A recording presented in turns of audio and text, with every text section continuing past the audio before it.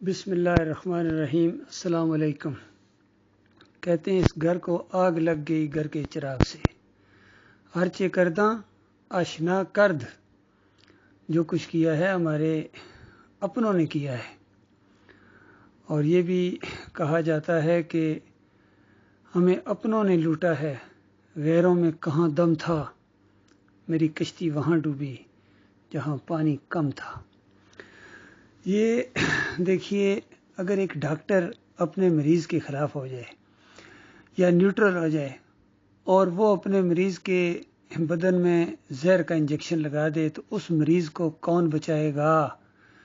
یا وہ باڑ جو حفاظت کے لیے لگائی جاتی ہے خود کھیتی کو کھا جائے تو اس کھیتی کو کون بچائے گا؟ ایک محافظ ہے جس کی ڈیوٹی ہے حفاظت کرنا کسی گھر کی، کسی علاقے کی، اگر وہ خود اپنا اسلحہ اپنے آنر کی طرف تان لے تو بتاؤ پھر اس کے ساتھ کیا سلوک کیا جانا چاہیے۔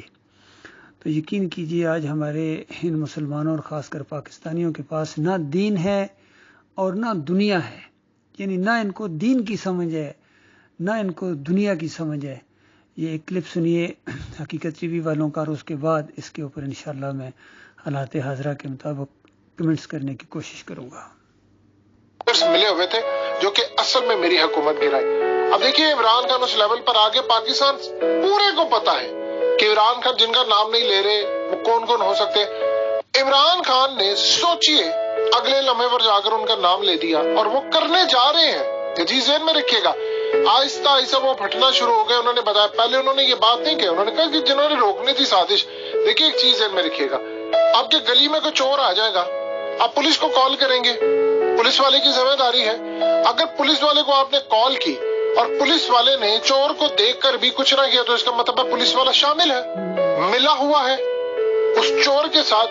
بلکہ یہاں تک صورتحال ہوتی ہے کہ چوروں کو بتایا جاتا ہے اور چور پہلے آ کر کہتے ہیں پولیس والوں کو کہ ہم یہ فلانی جگہ پر چوری کرنے جا رہے ہیں رات 12 سے اتنے بجے تک، اور آپ کا 40% حصہ ہے، 30% یہ وہ۔ اور سب سے بڑی بات یہ ہے کہ چور اور پولیس کے درمیان جو معاملہ ہوتا ہے بڑا کلیئر طے ہوتا ہے۔ تو یہ تو صورتحال ہے۔ اب اگر ایک پولیس والا چور کو نہیں پکڑتا تو اس کا مطلب ہے کہ پولیس والا ملا ہوا ہے۔ یہ بات سمجھنے والی ہے، اگر یہ نہیں پکڑتا تو ملا ہوا ہے۔ اگر ایک ڈاکٹر جان نہیں بچاتا کسی کی تو اس کا یہ مطلب ہے کہ ڈاکٹر یعنی اس مارنے والے کے اس کے پاس ذرائع تھے، سب تھا، لیکن اسے جان نہیں بچائی تو اس کا مطلب اس کو مارنے کے اندر شامل ہے۔ اب آپ یہ دیکھیں کہ پاکستان کے اندر جب کوئی حملہ کرے گا تو ظاہر سی بات ہے ایئر فورس اس کا جواب دے گی، جو ہم نے 27 فروری کو دیا۔ اگر کوئی یہاں پر میزائل مارے گا تو ہم اس کا جواب دیں گے۔ فوج کے اوپر کوئی حملہ کرے گا ملک کے اوپر تو فوج اس کو روکے گی۔ کوئی سازش باہر سے کرے گا تو اداروں نے روکنا ہے۔ جب اداروں نے روکنا ہے تو ذمہ داری ان کی بنتی ہے۔ عمران یہ بات اشاروں کنایوں میں جو کہی جا رہی ہے یہ بالکل صحیح کہی گئی ہے کہ اداروں کا کام تھا اس سازش کو روکنا۔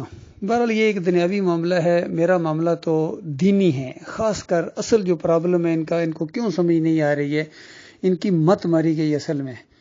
جو اللہ کا نہیں ہے نا، یاد رکھیے وہ کسی کا بھی نہیں ہے۔ اپنے مالک اور خالق کا جو نہیں ہے، جس نے اس کو پیدا کیا ہے اس کا نہیں ہے وہ، تو بتاؤ وہ ملک کا محافظ کیسے ہوگا، وہ ملک کا خیر خواہ کیسے ہوگا، وہ قوم کا خیر خواہ کیسے ہوگا، اور وہ اپنا خیر خواہ کیسے ہوگا، اور وہ کسی اور کا خیر خواہ کیسے ہوگا جو اپنے مالک اور خالق کا نہیں ہے۔ کیونکہ جس طرح موجودہ ہمارے ملک کی حالت بنی ہوئی ہے اور سیاسی صورتحال ہے، بالکل یہی انداز ہے ہماری دینی صورتحال کا بھی۔ یقین کیجئے صدیاں بیت گئی ہیں، اس امت کے عقائد برباد کر دیے گئے ہیں، ان کو اللہ کے بندگی سے ہٹا کر بندوں کا بندہ بنا دیا گیا ہے، اور یہ قبروں کے پجاری ہیں، عرس اور میلے کرتے ہیں، وہاں جا کے مرادیں مانگتے ہیں، ماتھے رگڑتے ہیں، چڑھاوے چڑھاتے ہیں، سجدے کرتے ہیں، ان کی پکاریں لگاتے ہیں اعلان کے ساتھ، اور کوئی ان کا روکنے والا نہیں، کوئی ان کا ٹوکنے والا نہیں۔ کیوں؟ جن کا کام تھا روکنا، ان کا پیٹ دین کے ساتھ لگا ہوا، ان کے مفادات ہیں یا ان کے اوپر خوف ہے تو وہ نہیں روک رہے ہیں۔ یہ علماء کا کام تھا، اور صدیاں بیت گئی ہیں یہ مشرکانہ عقیدے پھیل رہے ہیں، وحدت الوجود جا رہا ہے جی، وحدت الشہود جا رہا ہے جی، خدائی کے دعوے۔ صوفیوں کی کتابیں پڑھیں، عبد القادر جیلانی کی کتابیں پڑھیں، محی الدین چشتی کی کتابیں پڑھیں، علی اجویری کی کتابیں پڑھیں، شاہ ولی اللہ کے پورے خاندان کی کتابیں پڑھیں۔ کون سا شرک ہے جو ان کے اندر نہیں ہے؟ تو بتائیے کس نے روکنا ہے اور کون آ کے تمہیں منع کرے گا؟ جن کا علماء کا کام تھا وہ چپ سادے بیٹھے ہیں، وہ بولتے ہی نہیں ہیں، تو اس کا مطلب ہے ساتھ ملے ہوئے ہیں۔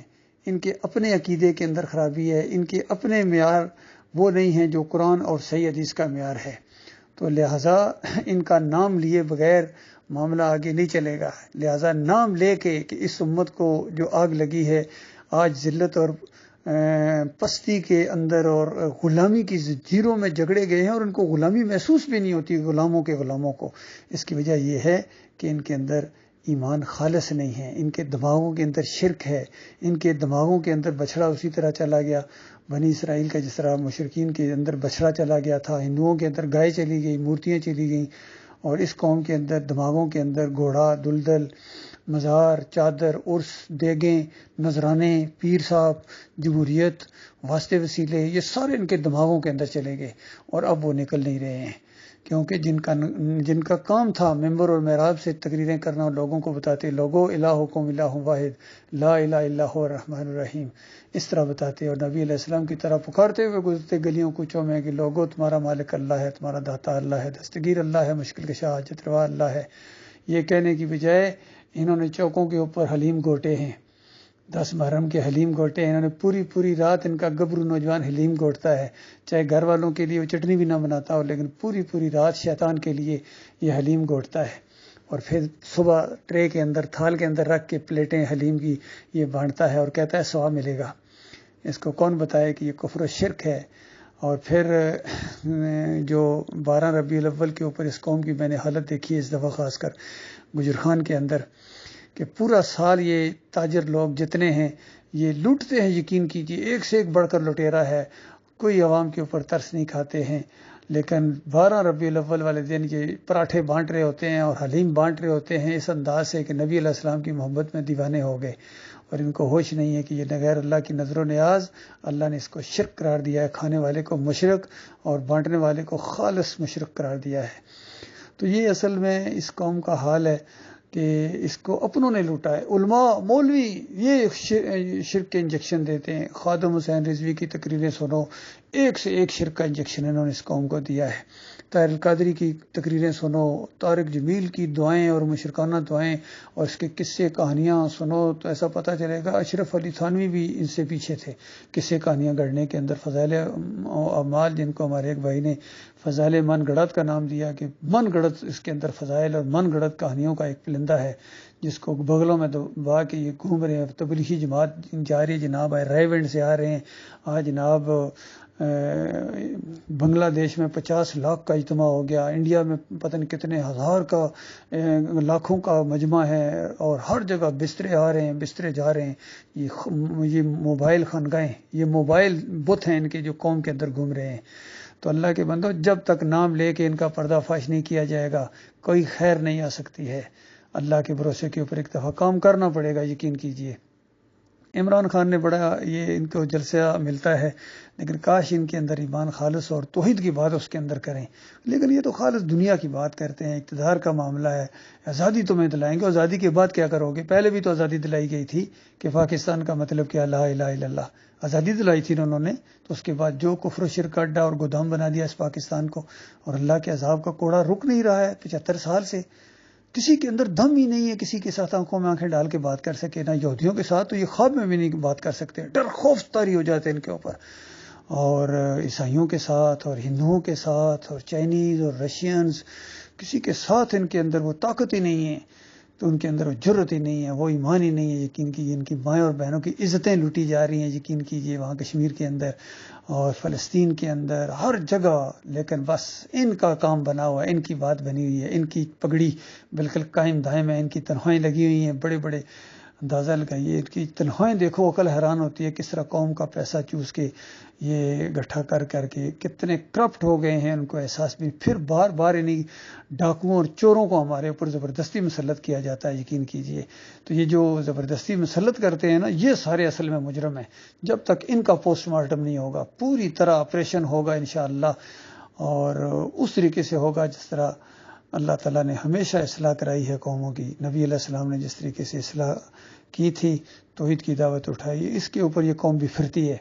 یہ قوم بات ماننے کے لیے تیار نہیں ہے، دیس نکالا دیتی ہے، لیکن اللہ کی مدد ساتھ چھوڑنے والے نہیں ہے، اپنے مخلص بندوں کا ساتھ دے گی، اور اسی طرح گرینڈ آپریشن ہوگا، اور پھر کفر و شرک کا جنازہ اٹھے گا. تب جا کے حالات صحیح ہوں گے، تب جا کے تبدیلی آئے گی، تب جا کے نیا پاکستان بنے گا، اور صحیح معنوں میں وہ پاکستان ہوگا. پاک سرزمین، شاد بعد اس وقت کہا جائے گا پاک سرزمین، کہ شرک سے پاک ہو گئی، یہ مورتیوں سے پاک ہے، یہ مندروں سے پاک ہے، یہ مزاروں سے پاک ہے، یہ پیری مریدی سے پاک ہے، یہ جمہوریت سے پاک ہے، تعویذ گنڈے سے پاک ہے، سود سے پاک ہے، اور فحاشی سے پاک ہے. ہر چیز سے اس کو پاک کر دیا جائے گا، یقین کیجئے.